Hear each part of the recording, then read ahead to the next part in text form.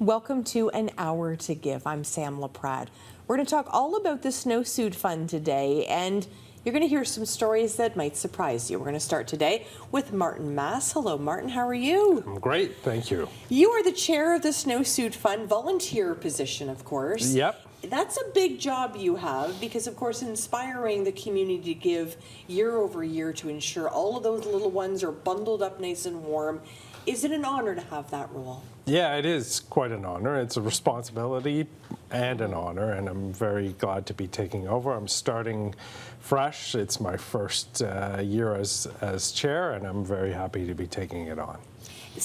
Over 16,000 families relying on the Snowsuit Fund to ensure not just a snow. I don't think it is just a snowsuit. I think you're giving kids a whole winter experience.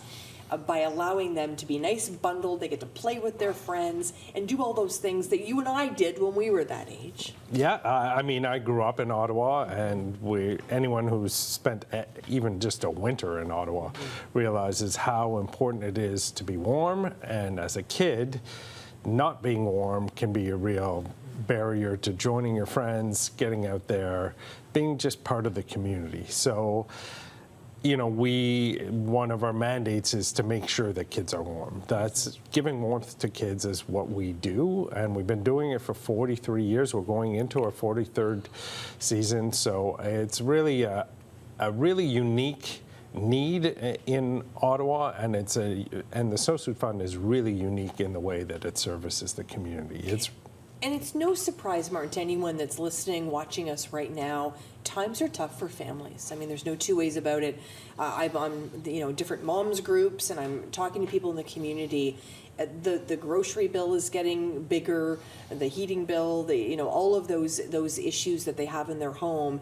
That snowsuit may be something that they just can't afford, especially if they've got a couple of kids. Walk me through how the Snowsuit Fund works. Yeah, so what we do is, we're a community-based organization. We don't have any government funding, so we rely on the community to help support us in terms of both individuals and the corporate community to help us. And what we do is we gather money, and then we provide new snowsuits to kids from 0 to 15, so that they can participate in winter activities and to provide them the ability to go outside. I mean, we source these new from a bunch of suppliers that we have. Our office, our general manager, Joanne Andrews, has an excellent relationship with a bunch of suppliers. And one of the main things that we do is we help families with that decision. If you can imagine a family of four, or with 4 kids, a family with 2 or 3 kids, that snowsuit can be a real important expense every year. Absolutely. We take that burden, that decision off of their shoulders so that they can focus on other things, meeting the needs of their kids in other ways. And by doing that, we make sure that the kids get new snowsuits, and that the snowsuits work, they're warm, and that it allows them to go out and enjoy our winters here in Ottawa. And here's what I love, and I want to make sure every time I do an interview about the Snowsuit Fund, I cannot say this enough. What I love is that when you look on a playground, you are not able to say, that's a snowsuit from the Snowsuit Fund. Kids are picking their own colors, they're picking their own styles. So it's the dignity of choice. And I value that so much, Martin.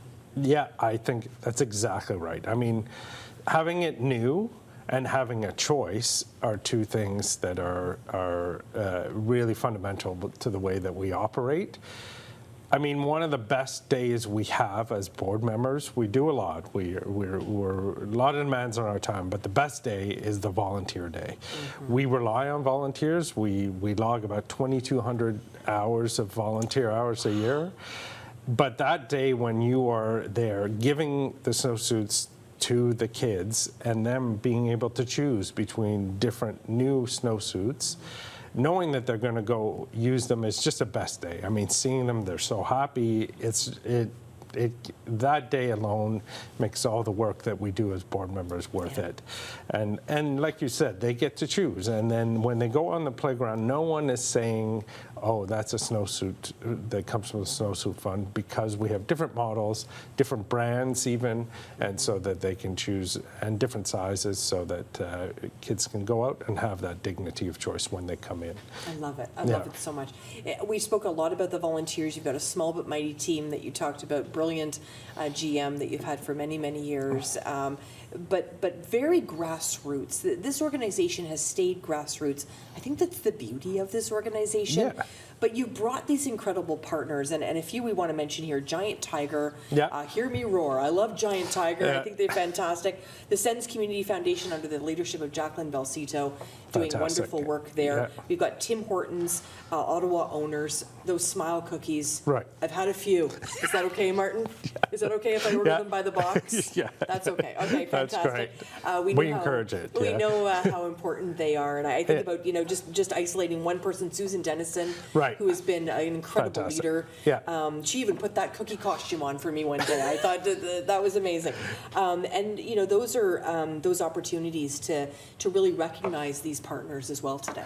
Yeah, well, that's true. I mean, we are grassroots, and if you go through the list of what you indicated, all of those groups have a strong connection to Ottawa.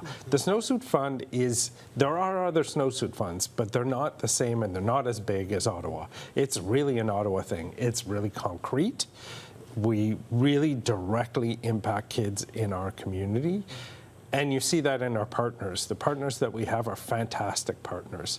And they have, all of them have a local connection. So they see the Snowsuit Fund as being a really integral part of the Ottawa community, and they come and assist us. And as you mentioned, like Giant Tiger, fantastic Ottawa success story, and they've been with us from the beginning, or nearly from the beginning, and the Tim Hortons owners and Susan leading that charge has been fantastic. I mean, she's just, And more recently, we've always had a good connection to the Ottawa Centres, but in the past couple of years with Jacqueline Belcito's assistance, we've been able to strengthen that link, and the new owners have spent time in our depot handing out snowsuits, and so the Anlauers are big supporters, and we're really grateful to have their support. Oh, you just made my whole day.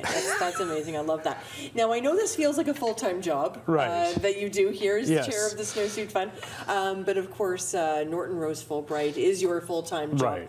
Why is it so important to see them on board as well? Well, we're a global firm, and we have offices around the world. We have offices across Canada, but at the end of the day, we work in our local office.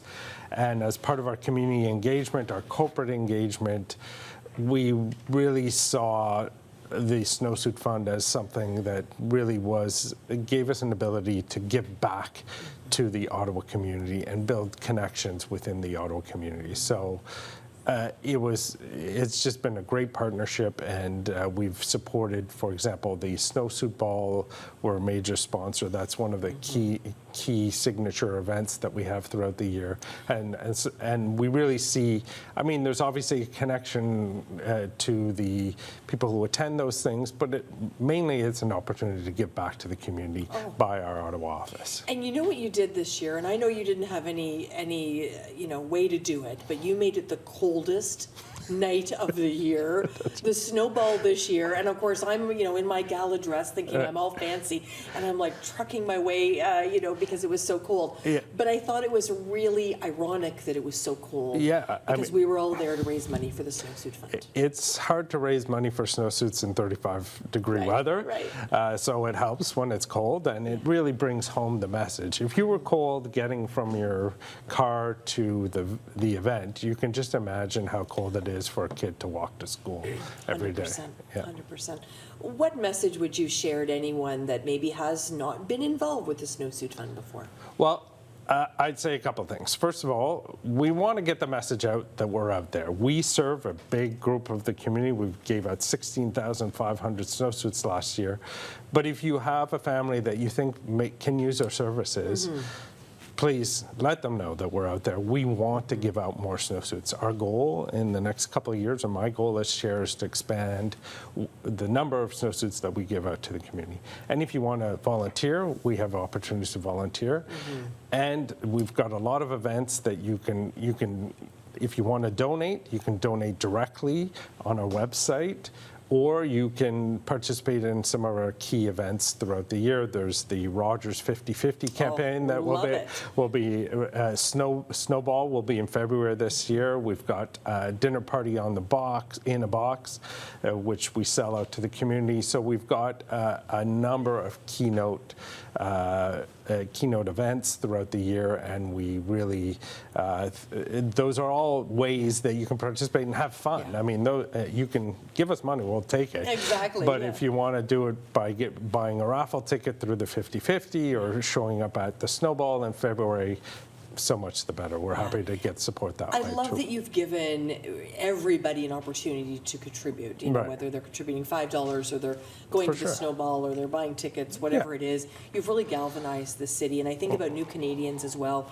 arriving here and not understanding how cold it is here. And there's the Snowsuit Fund to sort of catch a family and say, we got you, you know, we're going to take care. Yeah, and even if it's time, we appreciate the time that people can volunteer. A lot of the people that help us out are past clients, including one of our board members. So no amount is too small. We'll gladly take it, and if money isn't possible, we'll take your time. Time, talent, and treasure, my friend. Exactly. You're giving it all, which is great. Thank you you so much, Martin. I really appreciate your time today. Thank you for your time. Thank you. Absolutely. We're going to learn more about the Snowsuit Fund today. Martin Mass, of course, joining us. Lots of great guests coming up. You'll want to stay right here for an hour to give.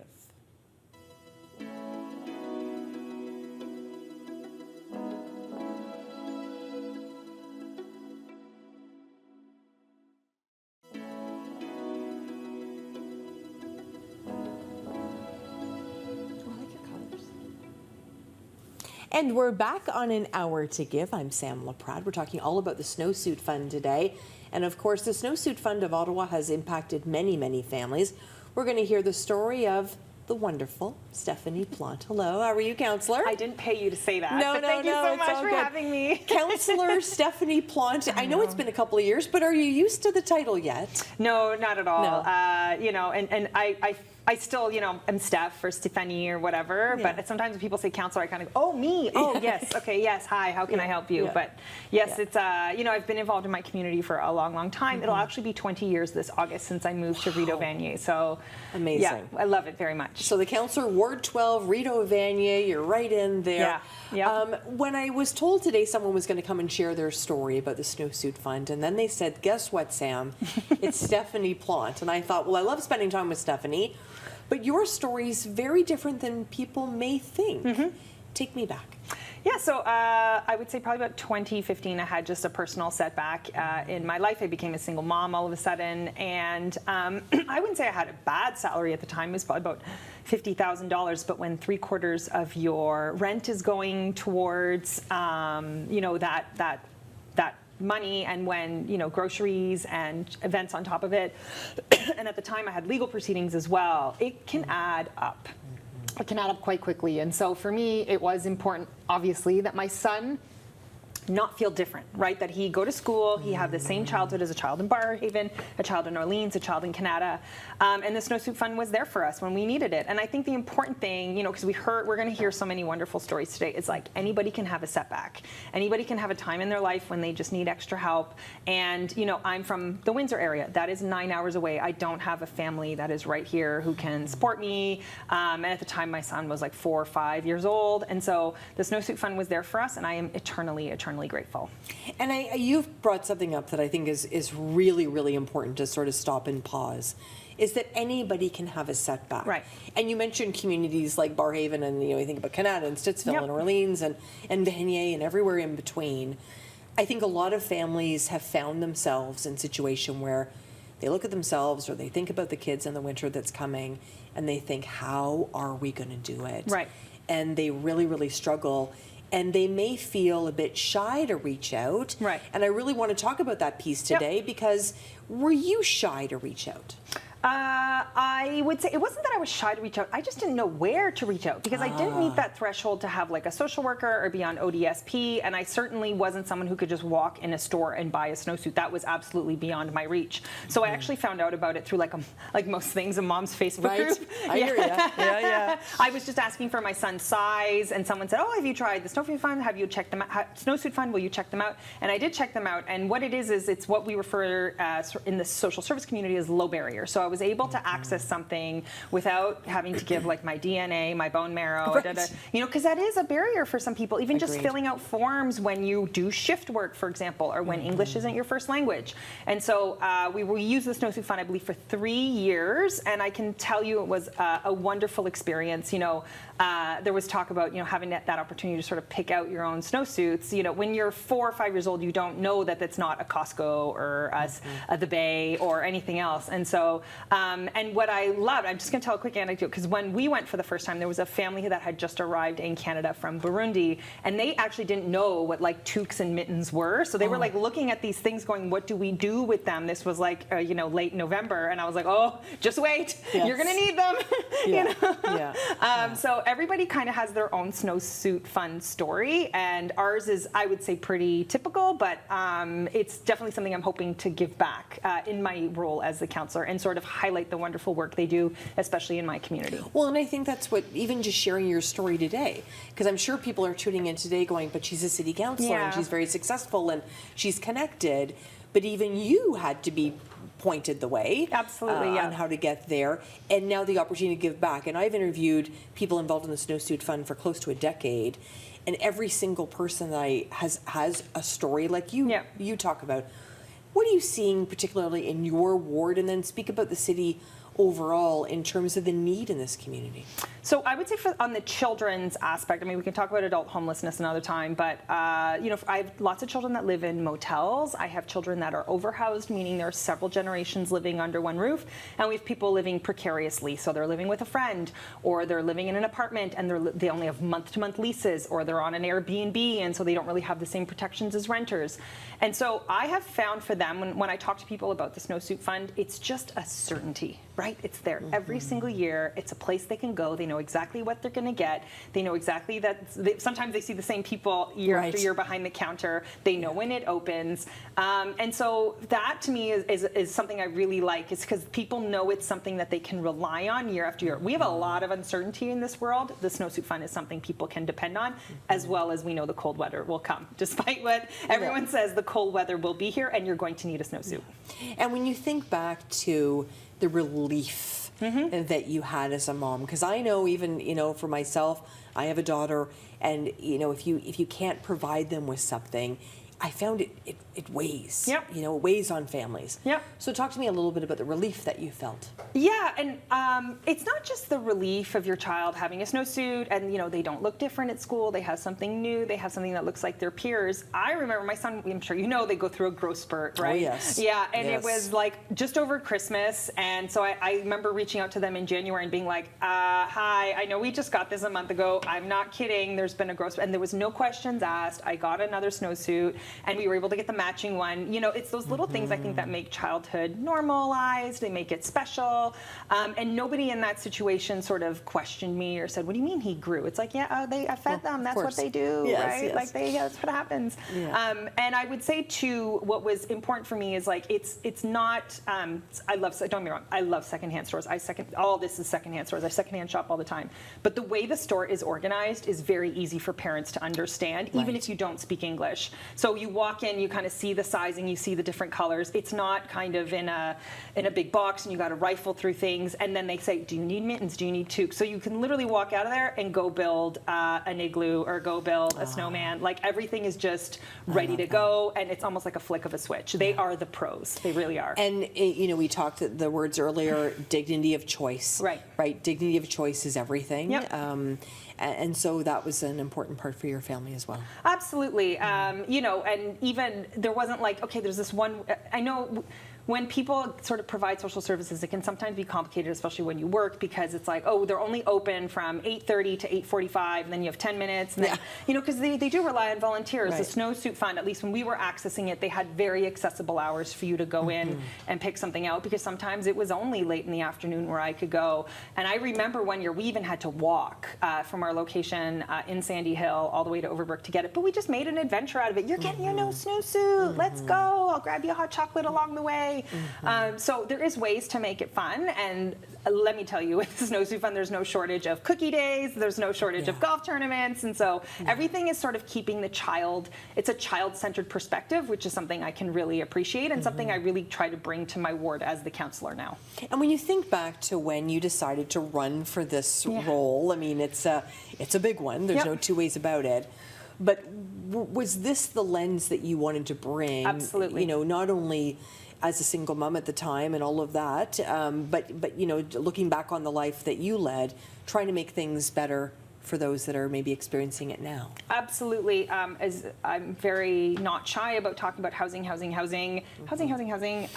because the minute I was able to access affordable housing, it made 90% of the things of my life better, in terms of affording groceries, being able to, you know, just figuring out bus routes, child being established at school. Like those, once, especially for women, housing is shown they can, you know, for example, leave an abusive relationship a lot easier if housing is available. So that perspective I brought, and also I would say we are a very child-friendly office. We aren't shy about it. We were the first office to do a kids budget, so we go to schools to talk about the city budget and ask kids what they want to see. We're actually going to be releasing our kids budget very soon. It's not released yet. We're going to be doing a partnership with an embassy to put some tiny forests. I have some of the most low-income schools in Canada, not just in Ottawa, but in Canada. Yeah, and we want to make sure those schools, again, they have the same opportunities like schools in the suburbs. So I feel very, very strongly that the kids of Rideau Vanier should have an awesome childhood. And I would encourage you, actually, at Halloween, we pedestrianize the market, and it's now for kids.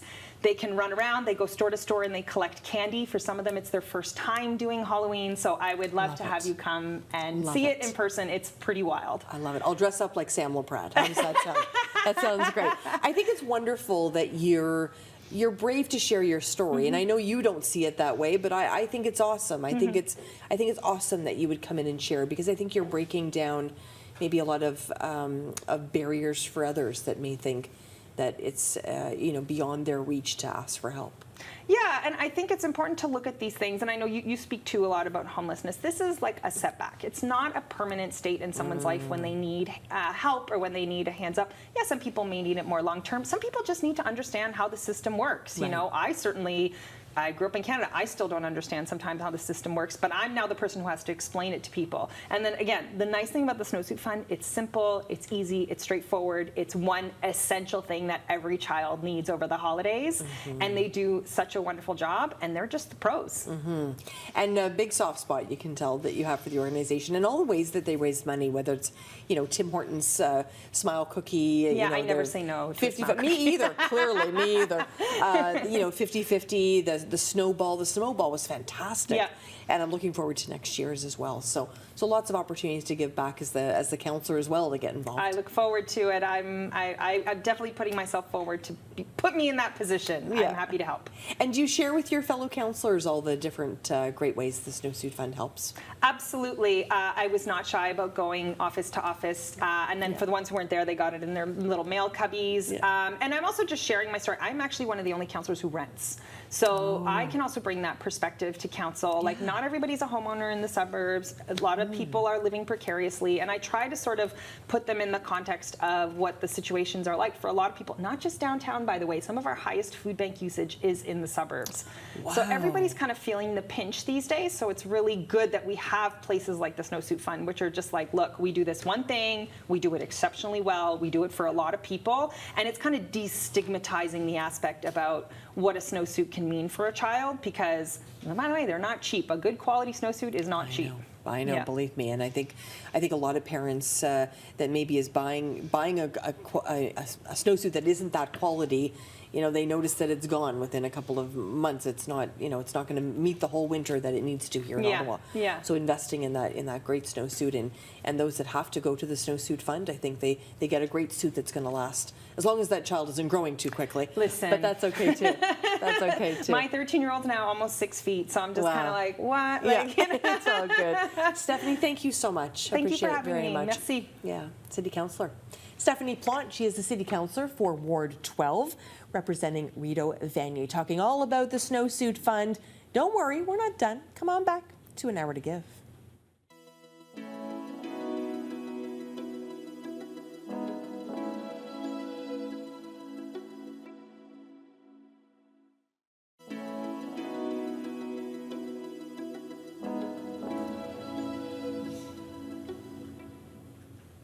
Well, I feel like I need to warn you, you are going to be inspired. Oscar Ariad is joining us today to talk about his story with the Snowsuit Fund of Ottawa. Hello, my friend. How are you? I'm doing well. How are you? It's great to have you here. Thank you. You've got such an interesting story. I'm going to get you to take me way back. How did you come to Canada? Yeah, it was 2004.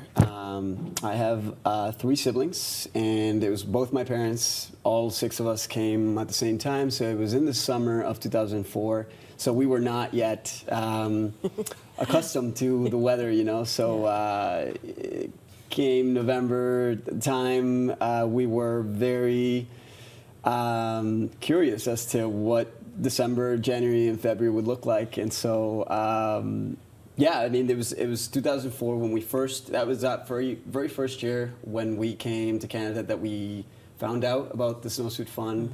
My dad at the time, had a job. My mom was not working at the time, so it was just, single income family, 4 kids. Yeah. All to the point where, everybody needed clothes. We wanted to be doing activities. We're all very much into soccer and just all kinds of sports, so we really... You can imagine the budget to do all these things was limited, and so obviously my dad was thinking, hey, how are we going to buy snowsuits for all 4 kids, Yeah. So he found out about the Snowsuit Fund, and we were all able to get snowsuits, I think it was 3 to 4 years in total. I may have been 3 years, and then, some of my siblings that were younger. So I'm the oldest of 4. I was 13 at the time. My other brother was 11, and then 10, and then 7 was the ages. Do you remember it? Yes. It's interesting. It's something that had sort of vanished a little bit from my memory, but then as I got involved, it all just came running back, with a big flashback of that metal door in that brick building that still is on Donald Street, going through that and just kind of seeing a lot of snowsuits in different colors, different shapes, different sizes, and that was a really special day. Probably at the time I didn't know what it meant to get a snowsuit and to be able to be warm and participate in winter activities, and then just sort of have a normal social development because you were not, there's no barriers to your development as a kid, and I think that's one of the things that's super, super important about the Snowsuit Fund and what it provides to kids and families. 100%, and being able to experience a Canadian winter, right? The tobogganing, the snowman making, all of that fun stuff, right? And experiencing that with your siblings and it was getting amazing. out there. I have my fondest memories of the winter, thanks to the fact that we were warm and we were very much experiencing the winter for what it had to offer.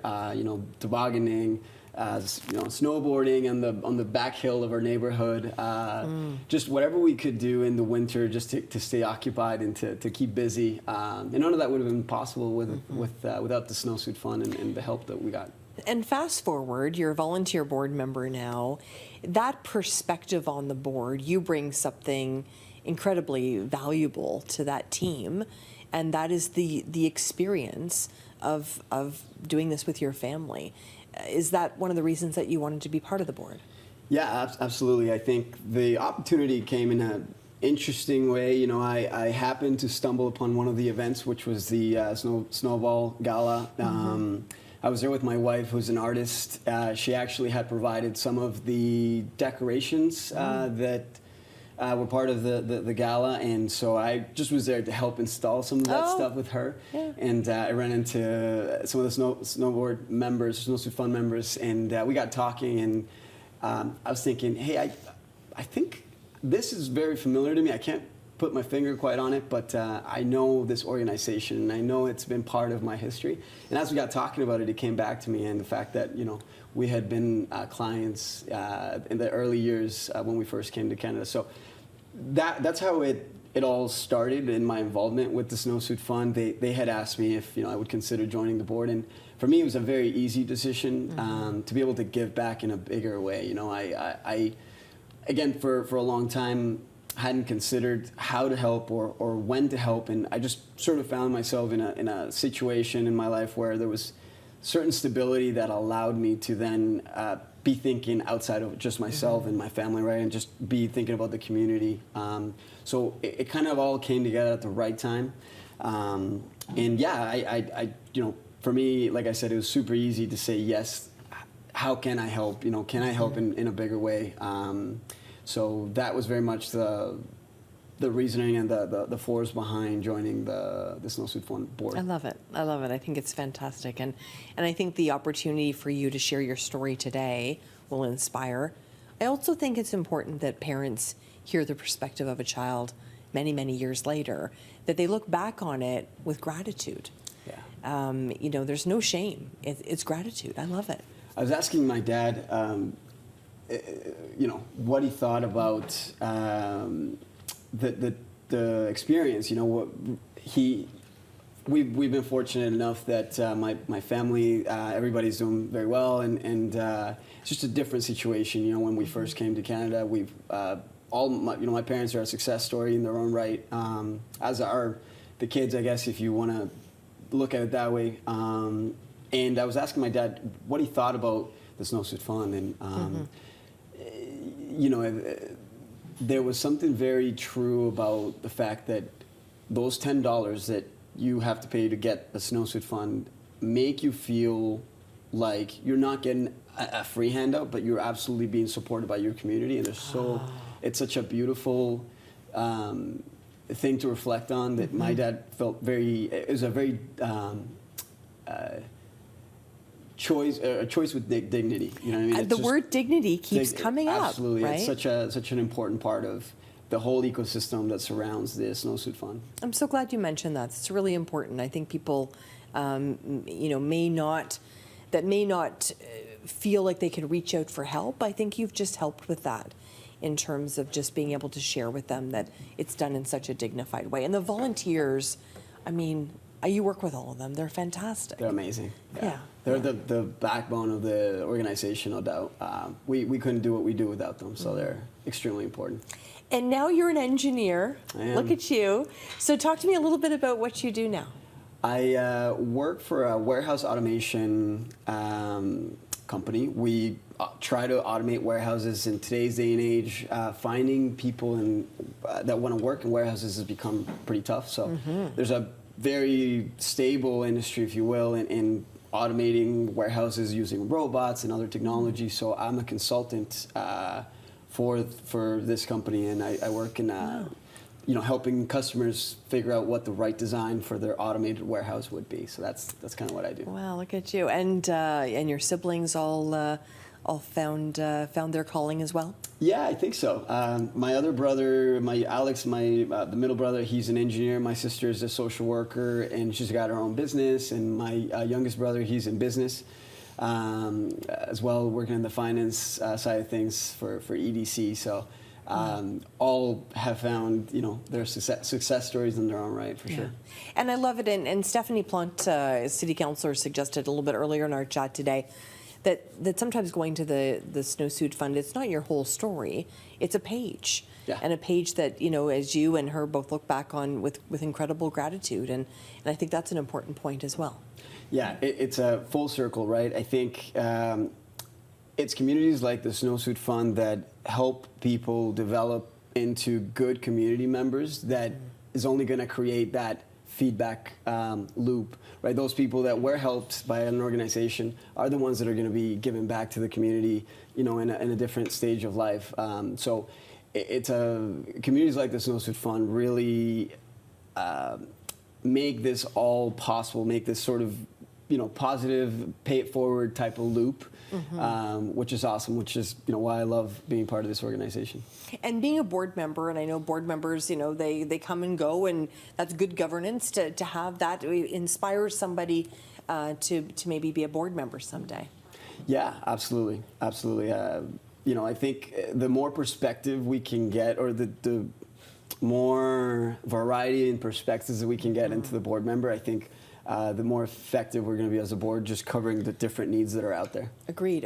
Having people that have had an experience, and then you've got business people at the table, you've got other volunteers. I think it's great to have that kind of experience. Oh yeah, it's an incredible group of people that are sitting on the board. I learn from them every board meeting. So I feel like I almost feel like a bit of an imposter, just being there, so it's great to be in that environment, and it's a great opportunity for a young guy like myself, and if I'm in a situation where I can provide that for somebody else, I absolutely will. So tell me about that moment you shared with your wife, that you had maybe, how everything had come full circle.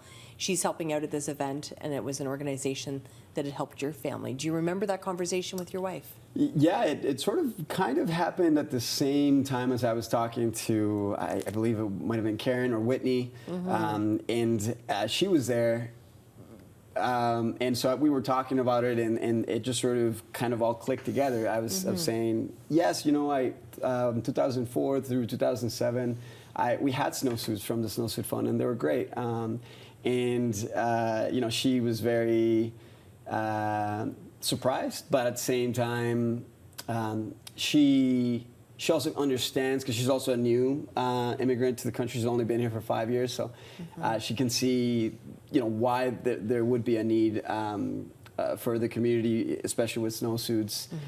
So it all kind of made sense, but it was a kind of a funny coincidence, really, just that we were all there. I love it. I think there's a reason for everything, honestly. I think that's beautiful that connection was made that night, and that you've got this wonderful opportunity. Lots of great events happen, of course, and look forward to hearing more about your story as we journey on and get to know each other. Thank you so much. Appreciate it very much. Thanks so much, Sam. Yeah, appreciate it. Lots of great guests coming up today. Of course, Oscar sharing his story today. We're going to meet someone else when we come back. Of course, the Snowsuit Fund of Ottawa represents 16,500 people getting snowsuits every single year. It's such an important organization in our community. If you can reach out and help, definitely do that. And if you reach out and need help, they can take care of you as well. I'm Sam Laprade. We're coming back on An Hour to Give. Thank you so much.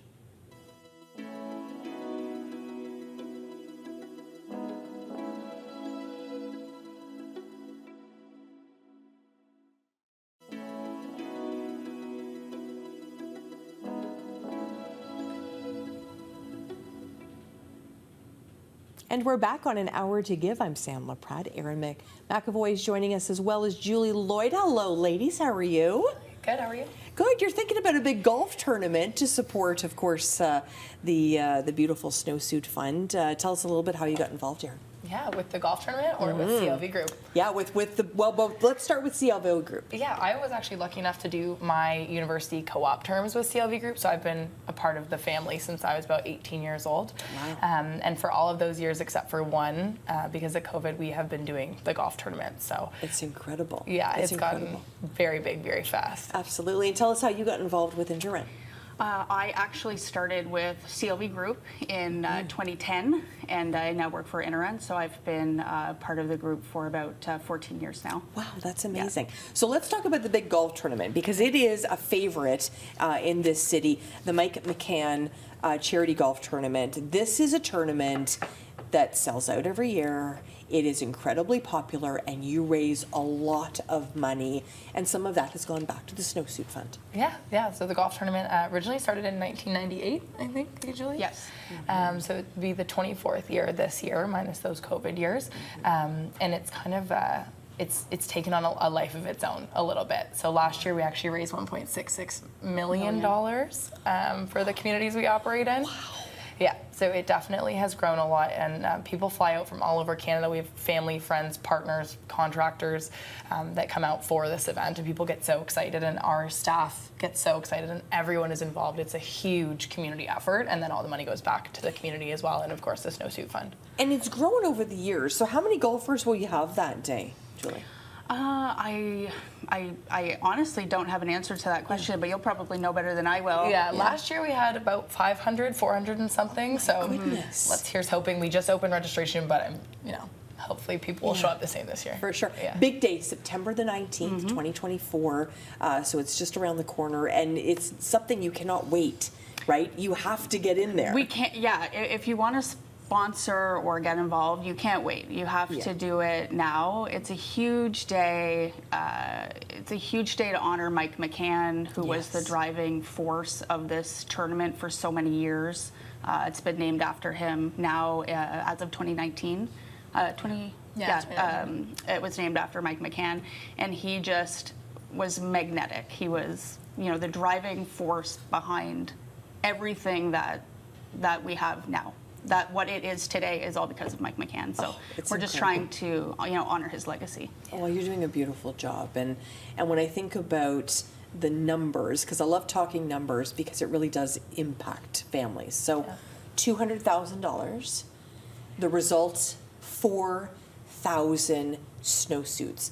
I can't even picture, we used to have about 2 or 3 in the house at all times, but 4,000, I can't imagine.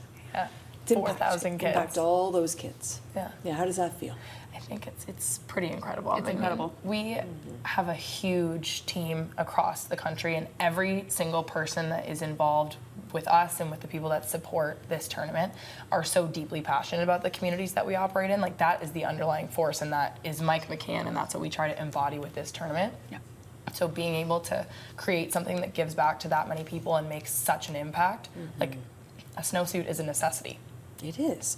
Now, you ladies are much younger than I am, but I still think back to the day where, Mom would get me in my snowsuit. I lived in Deep River, Ontario, the coldest place on the planet, it felt like, and she'd get me all bundled up. And back in my day, they'd kind of throw you outside, and you came out when it was dark out. You came back inside when it was dark. Do you even remember when you were little, like what it was like to kind of be out there playing with your friends and going off to school and having those recess times? Absolutely. So I grew up in the same. I got put outside in the morning, and you came back when it was dark. And being able to participate in activities with my friends, skating on the outdoor rink, tobogganing, doing all those things. It was important to be warm, and it was cold. It was very cold, and I have a son now who's 8 years old, and we have a snowsuit. He goes out and he toboggans, and he's creating those core memories, and having fun in the winter outside with his friends, and he's warm. I love that. I love that. Do you remember when you were a kid? Yeah, what I remember that sticks out, like having heard you just talk about it, is that we would get on the school bus in the morning, and the seats on the school bus would be frozen solid. They're kind of squishy. Yes. No, they would be completely frozen solid, and it would be so cold on there.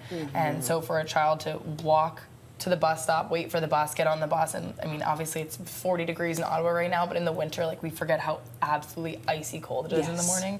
And so I definitely remember those times. I'm sending good vibes for a positive, sunny, beautiful day on September the 19th. Thank you. But even on that date, even though you're going to have a beautiful golf day, we do think forward to those, January, February days. What's the vibe of the tournament? Because we've all great things about the tournament. Give me the vibe. It's electric. Is it? Would that be the word? That's our favorite word. It's electric. It's I love electric. it. It's just, you show up, you have coffee, you register. Everybody is happy to be there. Everybody wants to participate. They want to donate. They want to participate in our silent auction and our live auction. And everybody is just so happy. All the volunteers, all the people that show up to golf, we're such a big group, and everybody just comes together And it's really incredible. It's really incredible. I'm humbled that I've been able to be a part of it for so many years. Eh? Yeah. Because they're a lot of work, and so I love that you both kind of answered that jointly because of the excitement of the event. Because there's a lot of people that organize events. By the time the event day comes, they're like exhausted, but it sounds like it just boosts you up that day. 100%. It's like you get to that day and all that work that was put into it. It could not be more worth it when you see the organizations that we can support and the people that come and spend the day with us and that are as passionate about it as we are. I don't think there's any better feeling. We always say it's literally our favorite day of the year. I love that. Yeah. Yeah, the day after, we look forward to the next one. Yeah, we start eh? planning the very next day. Yeah. Oh, I love that. I love that. And when you see, and hear numbers like this and see the impact in the community, does it kind of bolster those days where maybe it'd be a long day at work, maybe? Absolutely, absolutely. And we get to be a part of presenting donations to the different charities, and we all get to be a part of that. And we see where the money is going. And we're just so fortunate to be able to be a part of it and volunteer our time. We all go above and beyond our day-to-day jobs to participate and help in this tournament. So we all just love to give back. We embody, Mike McCann. Those of us that knew him, we just want to, honor him. Did you have a chance to meet Mike? I did not have a chance to meet Mike, but the way that the people on our team and in our community speak about Mike and work for this tournament and put this tournament on it, it always feels like you did or that you do, because every single person speaks so highly of him, and this tournament is his legacy, and it's an incredible tournament, and it means so much to so many people. So that makes me feel like I know. What an incredible legacy. To think that somebody had that kind of impact, and then each year people get galvanized to come together and have that. How does that feel for you, Julie? It feels incredible. I think I've said that a few times now, but it's hard even to put into words, just to be able to be a part of it and to be able to give back to our communities. I think it's, I'm fortunate to be part of an organization that gives me that opportunity. So I'm going to give some more numbers now. And I had to get my glasses on. I'm an old lady now. I had to get my glasses on. $8.1 million for local organizations. Can we just pause? $8.1 million.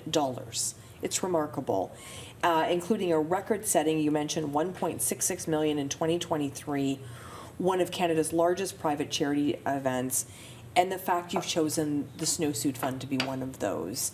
How are those decisions made? I think for us, we as a company, as a community, we're really, really invested in the regions that we operate in and giving back to them. And so knowing what the Snowsuit Fund does for the communities and the families in Ottawa, like we said, a snowsuit's a necessity. And thinking about it, it's like, people have to choose between putting food on the table or paying their bills or getting a snowsuit, and that's just not a choice that anyone should ever have to make. And so for us, it's about being able to support those families and hopefully growing the donation year after year. What's your regular day job, Julie? I know we're chatting all about the golf tournament, but I know you've got another job. What do you do? I'm a paralegal, and I lead our legal team in Trenton. That's fantastic. My day job. And I know you have a normal job too. And tell me a little bit about CLV. So I work in marketing and communications for CLV. So I'm able to sort of have a hand in all the different business units that we have. CLV's pretty broad in the real estate asset management world, so it's very exciting. And I don't even know if you two have noticed this, and I've never said this to Mike McGann before, which of course the head of CLV, but I think this really helps with your corporate culture. Have you ever thought about it like that, Julie? Yeah, absolutely. I've been within the organization for so many years, and over the years it's definitely grown, and more people get involved. They need more volunteers. We have ample opportunity to go out and volunteer and take that time to give back to our communities, and it just fosters a sense of community. We're just, I don't know if I want to use the word, family, but we're There's a work family. That's okay. It really is. And we all want to spend time together and give back to our communities together and help people together. Just so you know, not every corporation's like that. Right? It's very special. It really is. Our executive leadership and our leadership team, they eat, sleep, breathe this. It's not just one event. It's not just one day out of the year. Mike, Oz, Kurt, all the names that you've mentioned, like they embody this on a regular basis, and it inspires us to keep doing that, and that's what keeps us so close. And people will come, like you said, you've been there for 10 years. I started when I was in university, and there's just nothing like it. It really feels like a family. You know, you're not supposed to say that because a corporation's not supposed to be like a family, but it really feels that way. Yeah, I know it's great. So September 19th is the big day. Where are we going, Julie, to get all the deets? You can go to, actually, you know what? I'm going to get Yeah, Erin sure. to answer that Erin, because tell she's me. our communications specialist. Yeah, for sure. CLVCharityGolf.com Okay. For all the registration information and everything, all the different packages. And then you can follow us at CLV Group on LinkedIn and Instagram. We're posting all the regular updates there as well. Yeah, so that's why you make a great team. That's all good. Yeah. I love it. I love it. Erin and Julie, thank you so much for spending time with us today. Thank you for Thank you for having Appreciate us. it. Absolutely. Lots of great information today about the Snowsuit Fund, and I know there's lots of different ways that you can get involved. We've shared many of them today, from 50-50 to the snowball to, of course, this wonderful tournament that's happening on September the 19th, the Mike McCann Golf Tournament. You can visit CLV for all the details. I wanted to say a special thank you to all of the volunteers at the Snowsuit Fund. I know how hard you all work to make sure that all those little ones are bundled up nice and warm in the winter time. So thank you so much for everything that you do, and of course everything to the small but mighty team led by Joanne for all the wonderful work that she does. Couldn't do it without the sponsors. A big shout out, of course, to Giant Tiger, to Tim Hortons, and to all of our wonderful sponsors for the Snowsuit Fund as well. I'm Sam Laprade. This has been An Hour to Give. Support the Snowsuit Fund, everyone. Take care.